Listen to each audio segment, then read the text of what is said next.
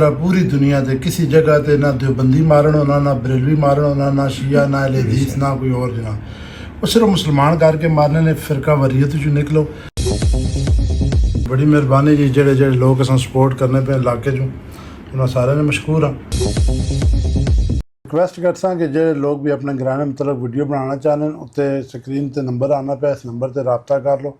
जिस टाइम असी ग्राए नहीं वीडियो बना चुकने बाद फिर उस ग्राए चो 3-4-5 बंदे व्हाट्सएप या मैसेंजर या फिर उत्थे कमेंट से अपने तरजात करने के जनाब वीडियो ठीक नहीं है, इस वीडियो जनाब मसाइल ने या मतलब वो मेज़बान महफिल ठीक मतलब उस बयान नहीं किया। दसो ढेरी कितना पुराना ग्रां है, किस आबाद किया, इस कौमां केड़ियां आबाद ने और इस महल्ले वकू भी नाल दस। व्हाट्सएप दे पेज तमाम दोस्तों ਨੂੰ ਗੁਜ਼ਾਰਿਸ਼ ਕਰਸਾਂ, ਸਪੈਸ਼ਲ ਆ ਢੇਰੀ ਦੇ ਲੋਕ ਜਿਹੜੇ ਇਸ ਚੈਨਲ ਨੂੰ ਦੇਖ ਸਨ ਉਹਨਾਂ ਨੂੰ ਗੁਜ਼ਾਰਿਸ਼ ਕਰਸਾਂ ਕਿ ਲਾਜ਼ਮੀ ਇਸ ਚੈਨਲ ਨੂੰ ਲਾਈਕ ਇਹਨਾਂ ਨੂੰ ਸਬਸਕ੍ਰਾਈਬ ਕਰੋ। अस्सलाम वालेकुम, मैं शहजाद भट्ट और तुसीं देख रहे मेरा यूट्यूब चैनल चौंतरा देहात तारीखी सीरीज़ ने बारे नाल अजूनी कौंसल चक्री ना ग्रां ढेरी साढ़े मेज़बान है जनाब चौधरी इदनान फारूक, सियासी समाजी कारकुन ने। ये जनाब अपने घराने मतलब दसन। वीडियो शुरू करने पहले एक रिक्वेस्ट कर सा कि जो लोग भी अपने घराने मतलब वीडियो बनाना चाहते हैं उत्ते स्क्रीन ते नंबर आना पे, इस नंबर ते रबता कर लो। जिस टाइम असी ग्राए नहीं वीडियो बना चुकने बाद फिर उस ग्राए चो 3-4-5 बंदे व्हाट्सएप या मैसेंजर या फिर उत्थे कमेंट से अपने तरजात करने के जनाब वीडियो ठीक नहीं है, इस वीडियो जनाब मसाइल ने या मतलब वो मेज़बान महफिल ठीक मतलब उस बयान नहीं किया। सो बेहतर है जिस बेहतर पता हो रबता कर लो। साढ़े तुसी फ़ोन करोगे असी तुसां कोल आसां, साढ़े कोई चार्जर नहीं, असी किसी चीज़ ने रवादार नहीं है, सिर्फ और सिर्फ अपनी लगन से अपने इलाके नहीं प्रमोशन से असी ये वीडियो बनाने। जितने लोगों ने बना चुके हैं तकरीबन 60-65 ग्रां हो गया ने, असा किसी बंदे को किसी चीज़ ने रवादार नहीं है। अच्छा चौधरी साहब तुसां बड़ी मेहरबानी, तुसां टाइम दिता। दसो ढेरी कितना पुराना ग्रां है, किस आबाद किया, इस कौमां केड़ियां आबाद ने और इस महल्ले वकू भी नाल दस सुटो। बहुत शुक्रिया जनाब तुसां दा कि तुसां इस काबिल समझिया कि अज जो मेरे खुशनसीबी है कि मैं अपने ग्रां दी तारीख वास्ते अज तुसां नाल आके मिल बैठा। तो सादत होंदी है असां दी खुशनसीबी है कि असी अपने आबा अजदाद दा वो कल्चर जेड़े आबा अजदाद आ गए एक अरसे तू ना आ गए थमकीम होए तो उसी लेके अज अगर चल रहे हैं उन्होंने औलाद और एक उसी तरह सिलसिला ब सिलसिला जिस तरह पीढ़ी दर पीढ़ी असी चलते जा रहे हैं। तो मैं अपने ग्रां की गल करसा अज तू ढेरी का वजूद 400-500 साल पुराना है। जदों साड़ी हिजरत बाबा जी जड़े सी पिंड सियाल दे सी इतों हिजरत करके वो डेरी आए और डेरी आके उन्हें अपना ग्रां आबाद किया और इसी तरह आबाद होंदियां अज 400-500 साल गुजरना तो बाद भी अल्हम्दुलिल्लाह असी अलप्याल रजपूत अलप्याल इसी तरह उसी नसब नाल इस ग्रां के अंदर मौजूद आ। केड़े बाबे दी औलाद ज़्यादा उत्थे? राय लोंगो खान दे बेटे आए सी, उन्होंने लोंगो खान दे बेटे राय आजम खान और उन्होंने तो फिर नस्ल चलदी उन्हां दी औलाद सारी औलाद आबाद है। इस कौमां केड़ियां ने मल्ले वकू भी दस जी कौम दो ही बेसिक इतने आबाद हैं, राजपूत अलप्याल और अराई बरादरी और बाकी कुछ गैर काशकार भी थे मौजूद है। ठीक। और मल्ले वकू GPO सदर तो कितना है और चक्री इंटरचेंज तो? जी GPO सदर तो 55 किलोमीटर है तो अगे चक्री इंटरचेंज तो 7 किलोमीटर है और बरासा चक्री रोड भी है और दूसरा रास्ता जोड़ियां रवात जोड़ियां भी तुसी इस्तेमाल आ सकते हो और लंबा है जी लंबा है। ठीक।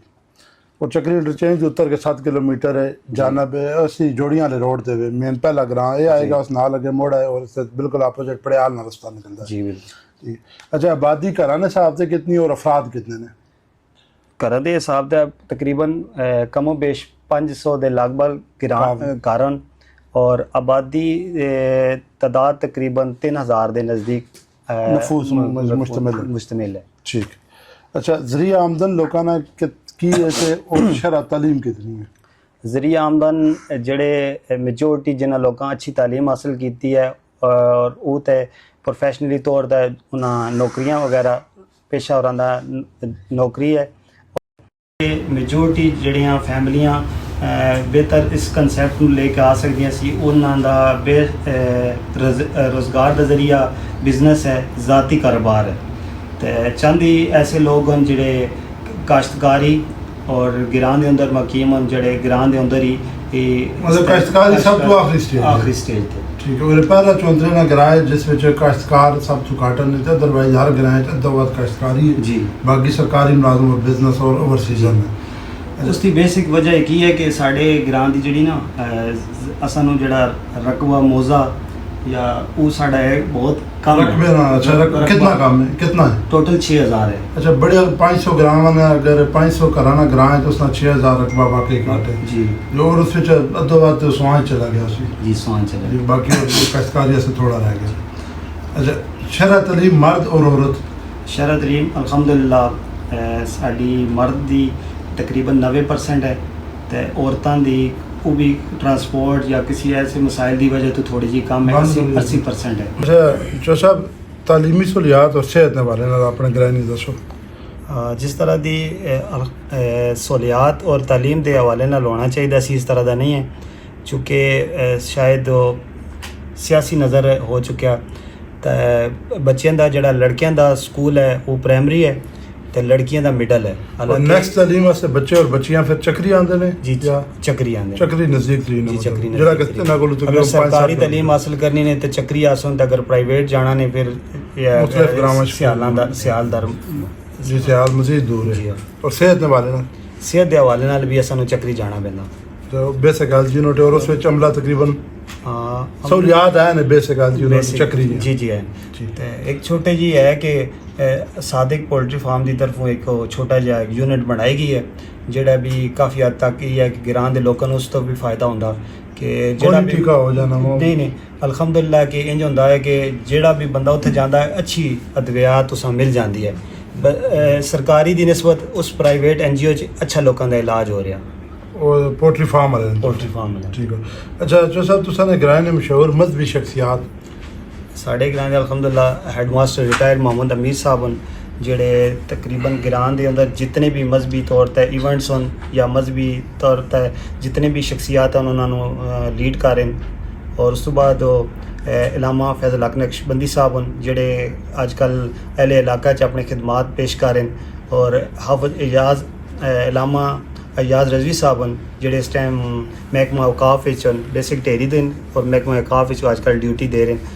ये तीनों शख्सियत अल्हम्दुलिल्लाह डेयरी दी तलक डेयरी नाल है। अच्छा सियासी शख्सियात जो अपने ग्रह ने पहले जेड़े साबका ने मतलब फौत शुदा ने और जेड़े मौजूद उन्होंने बाद नाम ले लो जी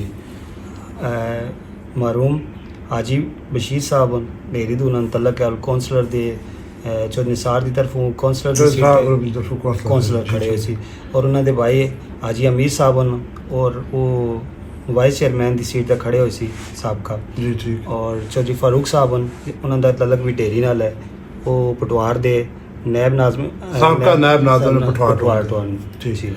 अच्छा समाजी शख्सियात है जो तुसा ने ग्रां कोई बज़्म में एक वेलफेयर कमेटी है जी उसी ना नाम लै लो तो अगर कोई समझने जेड़ा उस कमेटियां मरूए रवान उन्होंने दो त्रै नाम लै लो बंदे दे जी अल्हम्दुलिल्लाह बज़मी रज़ा डेयरी है साढ़े ग्रां जेड़ी वेलफेयर के हवाले नाल काम कर रही है और काफ़ी सारे उसके मेम्बरान किसी खास एक शख्स की तरफ अगर उसकी उन्होंने नाम लिया जुला अगर बाकी का नाम लिया जुला तो मतलब जितने मेंबर ने सारे समाजी वर्कर मुनासिब नहीं हो लगता ठीक हो गया।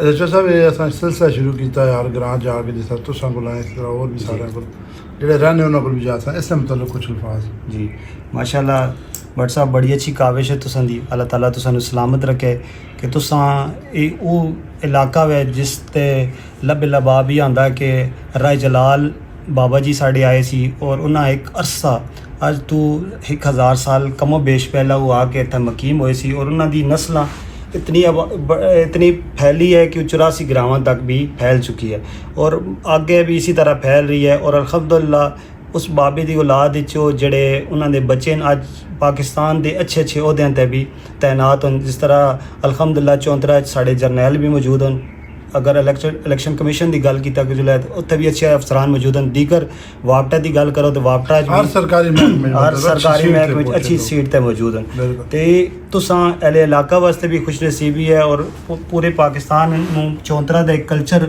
ਜਿਹੜਾ ਲੋਕਾਂ ਦੀ ਸ਼ਾਇਦ ਉਸ ਨੂੰ ਗਲਤ ਰੰਗ ਦਿੱਤਾ ਜਾਂਦਾ ਕਿ ਚੌਂਤਰਾ ਬੈਕਵਰਡ ਏਰੀਆ ਵੈ ਤੇ ਸ਼ਾਇਦ ਇੱਥੇ खून फसाद वगैरह इस तरह के मामलात हैं। हर किसी इस तरह का तलक नहीं है। इंशाल्लाह पूरे पाकिस्तान तो जेडे लोग चौंतरा चौसन मेहमान नवाजी इत्थे कीती जाती है। हर जगह ते हर ग्रां च मेहमान नवाजी कीती जाती है और एक अच्छी काविश है। और सब तो अच्छी गल ये है साढ़े वास्ते ऐलान ढेरी वास्ते एक बड़े एजाज़ की गल है कि अज असी ऐलान ढेरी की हिस्टरी वास्ते भट्ट साहब नाल मैं मौजूद हाँ ते और ये फ़ख्र है साड़ा ये इलाके का एक फ़ख्र है। और इस फ़ख्र के लबे लबाब अज भट्ट साहब और भट्ट साहब के पेज तमाम दोस्तों गुजारिश कर स्पेशल ढेरी के लोग जोड़े इस चैनल में देख सन उन्होंने गुजारिश कर कि लाजमी इस चैनल में लाइक इन्होंने सब्सक्राइब करो, इन्होंने फॉलो करो और अच्छी राय का इजहार करो और जिस तरह ताकि ना साढ़े वास्ते मेहनत करें और इसी तरह इन्होंने एप्रीशिएट करो। जज़ाकल्लाह। अच्छा ज़बरदस्त जी साहब, बड़ी मेहरबानी जी जेड़े जेड़े लोग अस सपोर्ट करने पे इलाके चों उन्होंने सारे ने मशकूर हाँ। अच्छा ये कोई आखिरी गल अपने ग्रां ने बंदे वास्ते इलाके ने बंदे वास्ते आने वाली नस्ल या मौजूदा जो तुहाडे एज फैल उन्होंने वास्ते कोई आखिरी गल? जी बहुत खूब। मैं अपने उन्होंने तमाम दोस्तों को पैगाम देना चाहना चूँकि अगर असी तासब की नज़र विच रह सां तो कुछ भी नहीं रहना। सारे जितनी भी यंग जनरेशन है असी इन्होंने गुजारिश कर सां कि फ़िका जितने फ़िका वराना फसादात ने इन्हों तो निकलो, सियासी इख्तलाफात तो निकलो और अमली तौर पर मैदान अमल में आओ, अपने लोगों वास्ते राय इंसानियत वास्ते काम करो। और इंशाअल्लाह असी चाहते हैं कि इसी तरह मिलजुल के हर प्लेटफार्म तो काम किया जुला है, हर प्लेटफार्म तो इंसानियत की खिदमत की जुला है, हर प्लेटफार्म तो असी जदों भी नमूस रिसालत की गल आवे स्पेशली नमूस रिसालत की गल आवे तो असी एक जां हो के खड़े हो जलिए और आलमी कुफर नूं और पूरी दुनिया नूं ये पैगाम दईए कि असी मुसलमान हर जगह ते असी गिर सकने हाँ लेकिन नमूस रिसालत के मामले च असी कदी ना चुकसां ते ना ही सानू साड़ी तलीमात है ना साड़ा खून इस चीज़ की सानू इजाज़त देंदा कि असी चुकीए। शोएब साहब अपनी छोटी उम्र बहुत बड़ी गल की है। जिस तरह हुण जिहड़े हालात जा रहे हैं ईरान और इसराइल मलून जी जंग लगी है वो ईरान बिल्कुल शिया करके नहीं मार रहा, मुसलमान करके मारना पाया। और इसी तरह पूरी दुनिया के किसी जगह पर ना देवबंदी मारन होना, ना बरेलवी मारन होना, ना शिया ना अहले हदीस ना कोई और जना, वो सिर्फ मुसलमान करके मारने ने फ़िरका वरीयत चो निकलो। और बिलखसूस जेड़े जेड़े लोग सोशल मीडिया एक्टिविस्ट हो ईरान की सपोर्ट करो। ईरान अपने तो बहुत ज़्यादा टेक्नोलॉजी ने लिहाज नाल असले ने लिहाज नाल बड़े मुल्कों नाल मत्था लाया और अज दिन तक जेड़े 5-6 दिन गुजरे उस अपनी वो ठीक डिफेंस कर रहा, डिफेंस भी कर रहा और अग्रेसिव भी होया। अल्लाह ईरान ना अमीन नासर होवे, अल्लाह इस्लाम ना बोल बाला करे और उन्हें अगर हदायत नहीं मिल सकनी तो उन्होंने मुँह काला करे, उन्हें बर्बाद करे। इंशाल्लाह अगली किसी वीडियो फिर मिलता तक इजाज़त दो। अल्लाह हाफिज़।